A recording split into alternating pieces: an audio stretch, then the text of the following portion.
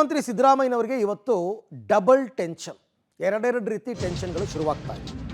ಏನು ಅಂತ ಡೀಟೇಲ್ಸ್ ಅನ್ನು ನೋಡೋಣ.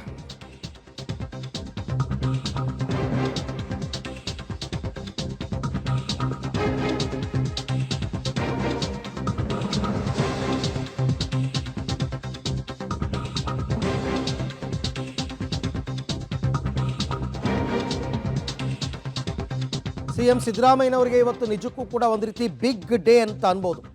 ಮೂಡಾ ಕೇಸ್ನಲ್ಲಿ ಸಿದ್ದರಾಮಯ್ಯನವರಿಗೆ ಡಬಲ್ ಟೆನ್ಷನ್. ಮೂಡಾ ಹಗರಣದ ಕೇಸ್ ಸಿಬಿಐಗೆ ಕೋರಿರುವ ಅರ್ಜಿ ವಿಚಾರಣೆ ಬರ್ತಾ ಇದೆ. ದೂರುದಾರ ಸ್ನೇಹಮಯಿ ಕೃಷ್ಣ ಸಲ್ಲಿಸಿರುವ ಅರ್ಜಿ ವಿಚಾರಣೆ, ಆಮೇಲೆ ಲೋಕಾಯುಕ್ತದವರು ತನಿಖೆ ಮಾಡಿದ್ರಲ್ಲ ಮೂಡಾದ್ದು, ಅದರ ತನಿಖಾ ಪ್ರಗತಿ ವರದಿಯನ್ನು ಕೂಡ ಸಲ್ಲಿಕೆಯನ್ನು ಮಾಡ್ತಾರೆ.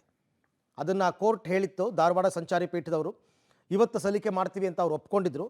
ಅಂದರೆ ಕಂಪ್ಲೀಟ್ ರಿಪೋರ್ಟ್ ಕೊಡಲ್ಲ, ಮೊದಲು ವರದಿ ಸಲ್ಲಿಕೆ, ಅಂದರೆ ಸಂಪೂರ್ಣ ತನಿಖಾ ವರದಿ ಸಲ್ಲಿಸಿ ಮತ್ತಷ್ಟು ದಿನಗಳ ಕಾಲಾವಕಾಶ ಕೇಳಬೇಕು ಅಂತ ಒಂದಷ್ಟು ಚಿಂತನೆ ಇದೆಯಂತೆ. ಕಂಪ್ಲೀಟ್ ರಿಪೋರ್ಟ್ ಕೊಡೋಕ್ಕಾಗಲ್ಲ, ಇಲ್ಲಿ ತನಕ ಏನು ಪ್ರೋಗ್ರೆಸ್ ಆಗಿದೆ ಅದಕ್ಕೆ ಸಂಬಂಧಪಟ್ಟಂತೆ ಒಂದಷ್ಟು ರಿಪೋರ್ಟನ್ನು ಕೊಡಬಹುದು ಅಂತಂದ್ಬಿಟ್ಟು ಸಿ ಬಿ ಐ ಕೊಡೋದು ಮತ್ತು ಇದು ಎರಡೂ ಕೂಡ ನಡೆಯುತ್ತೆ.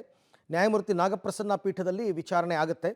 ಮೂಡಾ ಕೇಸ್ನ ವರದಿ ಸಲ್ಲಿಕೆಗೆ ಸೂಚಿಸಿದರು ನ್ಯಾಯಾಧೀಶರು ಹಿಂದೆ. ಇವತ್ತಿಗೆ ಲೋಕಾಯುಕ್ತ ಅಧಿಕಾರಿಗಳು ಮೂಡಾ ಕೇಸ್ನ ವರದಿಯನ್ನು ಸಲ್ಲಿಸಬೇಕು ಅಂತ. ಹಾಗಾಗಿ ಅಂತಿಮ ವರದಿ ಸಲ್ಲಿಕೆ ಆಗಲ್ಲ, ಅದರ ಬದಲು ತನಿಖೆಯ ಸಂಪೂರ್ಣ ಪ್ರಗತಿ ಏನಾಗಿದೆ ಅದನ್ನು ಹೇಳಬಹುದು ಅಂತ.